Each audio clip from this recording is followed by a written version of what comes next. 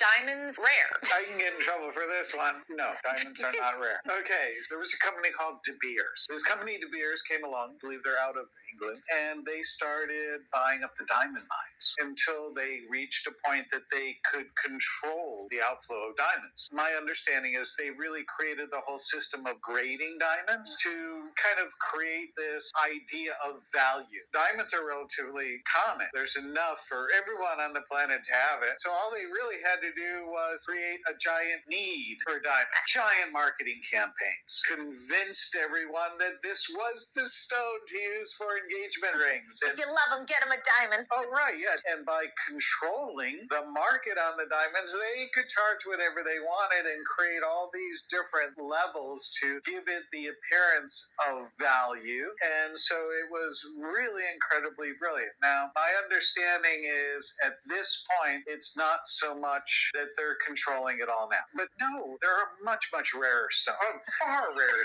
Tons of much rarer stones. Are diamonds rare? I can get in trouble for Shalom, shalom, all praise, honor and glory to Yahweh, Bahashem, Yahushai, Bahashem, Raha, Kwadash, and our Hannah's elder and the apostles of the Timis on who do well, a peace and blessing and salutation to you, Akiam, who are pushing these truths to the four winds of the heavenly, being at the forefront of this spiritual war, to make sure Jerusalem is established as a praise here on Yeshua again, as in the days of old. So this video. This Edomite is talking about diamond, not gold, man. You have Jake who's thinking gold is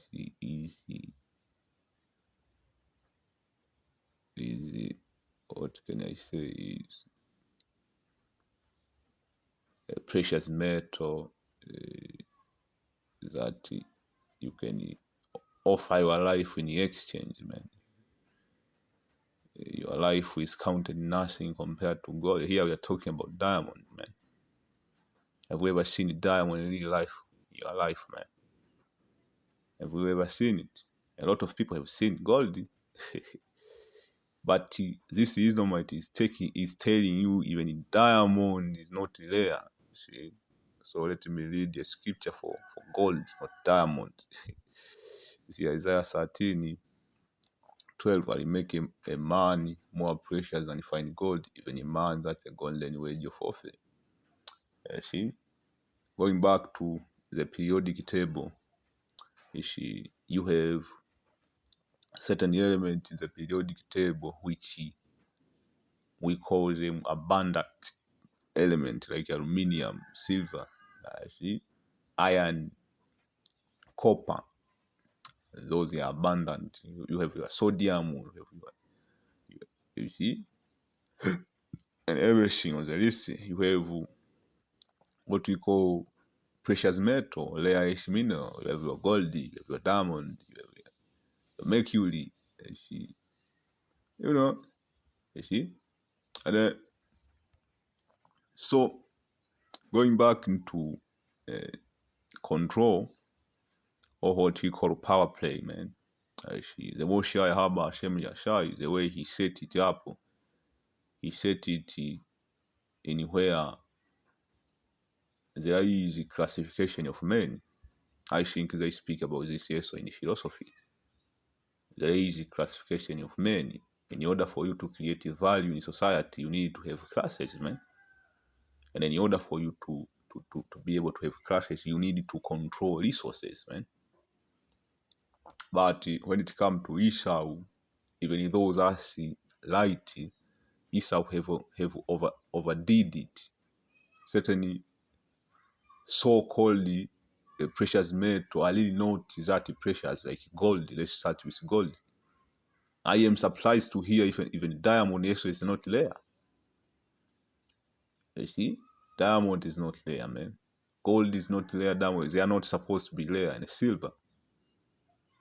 You see, in commerce, there is something known as demand and supply.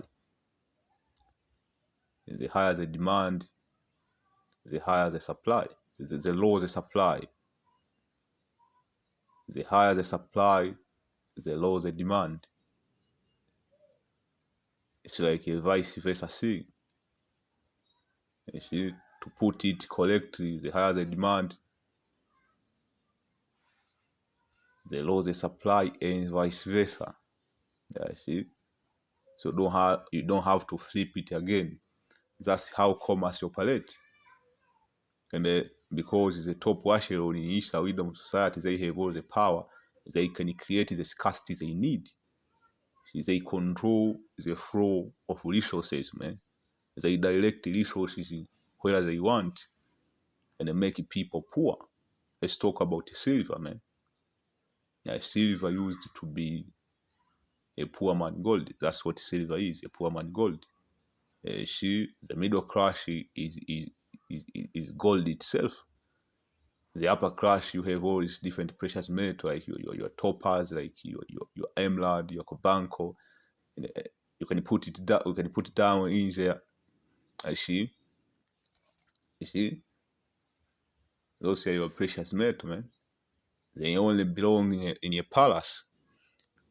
Going back to King Solomon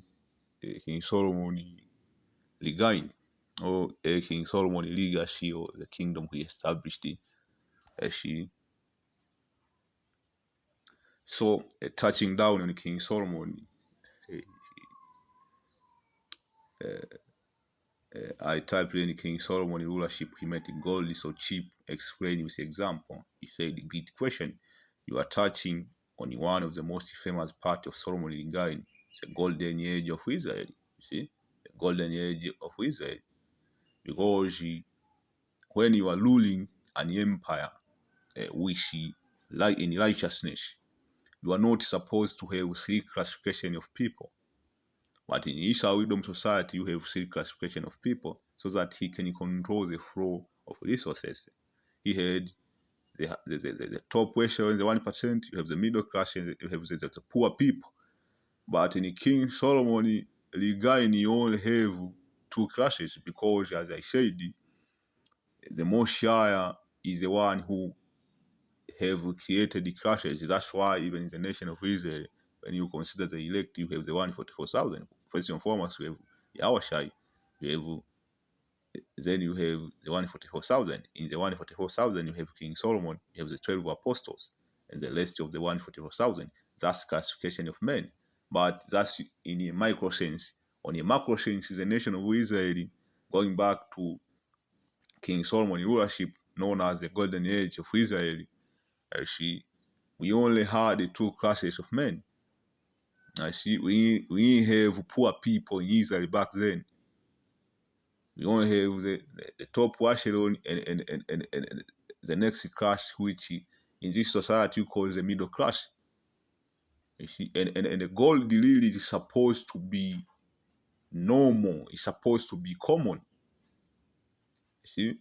Like now you have three classes of men. That's why you have certain people who think their life is nothing much more than gold. They can offer their life for gold. When you go into the hood, you have this shooting and the Jack is killing over a chain made of gold. Really, that's nothing. They have that mindset is from Esau, man. Gold is not supposed to be that rare. This Edomite is speaking even on diamond, man. Come on, man. So let's continue. Let's continue leading what we are leading. See, it was known as the Golden Age of Israel. The Bible records that during Solomon's time, gold became so abundant, it was almost considered common compared to silver. See, gold was common than silver, man. And how is that? Because the process, there's something, when you study chemistry, there's something known as metal purification. The process to purify silver and gold are different. It's more hard to purify silver than gold. I think that's the reason, if I'm not mistaken. If I'm mistaken, it's Alaka. Here's the explanation with example. Biblical account. 1 King 10, 21, 27. 2 Chronicle 9, 20, 27. Say, all of King Solomon drinking vessels were of gold, and all the vessels of the house of the forest of Lebanon were pure gold. Silver was not considered valuable in the days of Solomon, because, as I said, silver is a poor man gold. And in the nation of Israel, in the kingdom of heaven, we won't have poor people. So we won't need silver, really, man. In the kingdom of heaven, we won't need silver, man. You see? The king made silver as common in Jerusalem as stones, man. You won't need a stone for what purpose, man? And the cedar as plentiful as the sycamore tree in the Shephelah. This means the silver, normally valuable, will show abundance that is lost prestige, while gold became standard the royal root. How Solomon made the gold abundant, trade and tribute. You see, is how you set up a kingdom, man. That's why I was talking about demand and supply. This devil are purposely creating a scarcity in the circulation so that they can make something valuable. You see? And make money out of it. Their whole purpose is to squeeze you people out, man. Solomon controlled trade route linking Egypt, Arabia, and Mesopotamia. Caravan passed through his territory and he taxes them.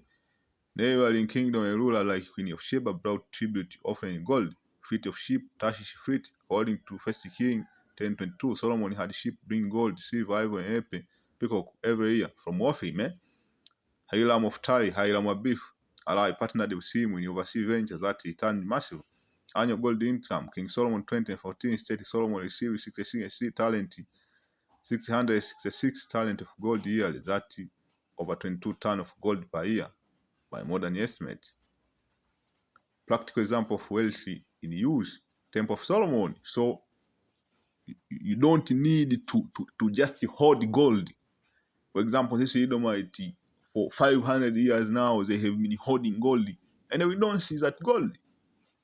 See, this top washer like the Rothschild, you don't see them even wearing a chain of gold.